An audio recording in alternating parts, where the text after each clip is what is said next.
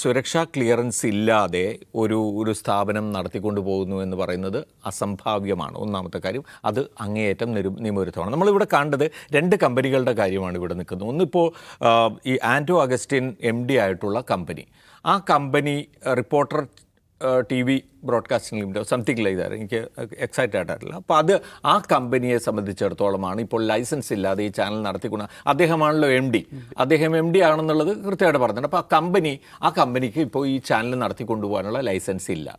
കാരണം എവിടെ നിന്നും ലൈസൻസ് അദ്ദേഹത്തിൻ്റെ പേരിലേക്ക് വന്നിട്ടില്ല.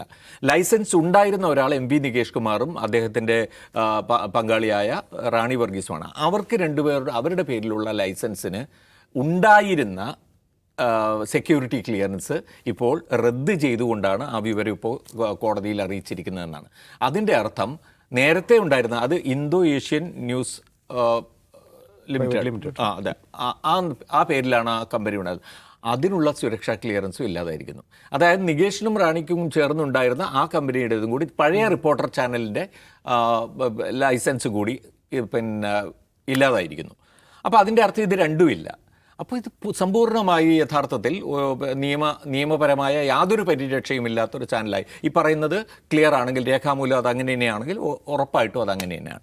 ഇനി ഇപ്പോൾ സാബു ജേക്കബ് ഉന്നയിക്കുന്ന ആരോപണം എന്താണ്? ഈ വരുന്ന പണമൊക്കെ എവിടെ നിന്നാണ്? എന്ത് വകയിലുള്ള ഇതിൻ്റെ സോഴ്സസ് എന്താണ്? ഇവർക്ക് ഈ ചാനൽ തുടങ്ങാൻ വേണ്ടി ഇവർ ഇൻവെസ്റ്റ് ചെയ്തതിൻ്റെ ക്യാപിറ്റൽ ഇൻവെസ്റ്റ്മെൻറ്റിൻ്റെ സോഴ്സ് എന്താണ്? അതിനുശേഷം പല വകയിൽ ഇവർ ചെലവാക്കിക്കൊണ്ടിരിക്കുന്ന തുകയുടെ സോഴ്സ് എന്താണ്?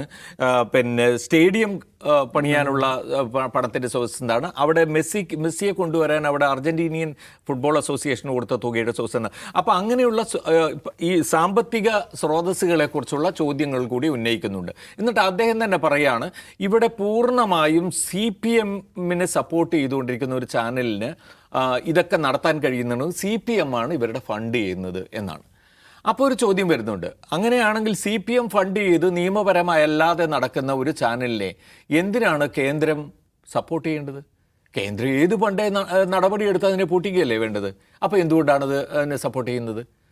അതിന് NDA സഖ്യകക്ഷിയുടെ കൺവീനർ കൂടിയായ സാബു ജേക്കബിന് മറുപടി പറയാൻ കഴിയില്ല. അപ്പോൾ ലൈസൻസ് ഇല്ലാതെ എങ്ങനെയാണ് ഒരു ചാനൽ നടന്നു പോകുന്നത് എന്ന് ചോദിച്ചപ്പോൾ അദ്ദേഹം പറഞ്ഞ മറുപടി, ഞാനും അത് തന്നെയാണ് നിങ്ങളോട് ചോദിക്കുന്നത്.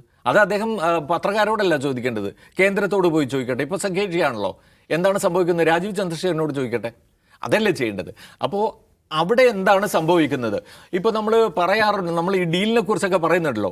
അങ്ങനെയാണെങ്കിൽ ഇവിടെ CPM സപ്പോർട്ട് ചെയ്യുന്ന ഒരു ചാനലിനെ നിലനിർത്തിക്കൊണ്ട് കോൺഗ്രസിനെ അറ്റാക്ക് ചെയ്യാൻ വേണ്ടിയിട്ട് അവിടെ നിന്ന് കേന്ദ്രത്തിൻ്റെ പരോക്ഷ സമ്മതത്തോടുകൂടി ഒരു ഡീല് നടക്കുകയാണെന്നാണോ നമ്മൾ മനസ്സിലാക്കേണ്ടത്? ഈ പറയുന്നതിൻ്റെ ഒരു ലോജിക്കിൻ്റെ പ്രശ്നമാണ് ഞാൻ പറയുന്നത്. അതൊരു വശത്ത് രാഷ്ട്രീയമായി ഇതിനെ കാണേണ്ടത് എങ്ങനെയെന്നുള്ളത് ഒരു വശത്ത്. മറുവശത്ത് പക്ഷേ തീർച്ചയായിട്ടും റിപ്പോർട്ടർ ചാനൽ ഉടമകൾ തെളിയിക്കേണ്ട കുറേ കാര്യങ്ങളുണ്ട്. അവരുടെ പ്രവർത്തനം, അതാണ് നമ്മൾ ചെയ്തത്. നമ്മളെ സംബന്ധിച്ചിടത്തോളം സുപ്രീം കോടതി വരെ പോയി ഫൈറ്റ് ചെയ്ത് നേടുന്നുണ്ടെങ്കിൽ അതിന് പിന്നിൽ ഒരു ചരിത്രമുണ്ട്, അല്ലെങ്കിൽ ആ പോരാട്ടത്തിൻ്റെ ഒരു ചരിത്രമുണ്ട്. നമ്മൾ വളരെ കൃത്യമായി നമ്മൾ A to Z സുപ്രീം കോടതിയിൽ നമ്മളെക്കുറിച്ചുള്ള സർവ്വരേഖകളും ബോധ്യപ്പെടുത്തിയിട്ടാണ് നമുക്ക് ലൈസൻസ് തിരികെ കിട്ടുന്നത്. ഇവരും ഇതിന് പോയിക്കോട്ടെ, നിയമ നടപടിക്ക് പോയിക്കോട്ടെ, പക്ഷേ അവരുടെ കയ്യിൽ ആ രേഖകളുണ്ടോ? അതനുസരിച്ച് അത് വ്യക്തമാക്കേണ്ടത് അവരാണ്. ഞങ്ങൾ പോരാടാൻ തയ്യാറാണ്, ഞങ്ങൾ പോരാടി ഞങ്ങളുടെ സംപ്രേഷണാവകാശം ഞങ്ങൾ നിലനിർത്തും എന്ന് പറയാനും അത് ചെയ്തെടുക്കാനുമുള്ള ബാധ്യസ്ഥത അവർക്കിപ്പോഴുണ്ട്.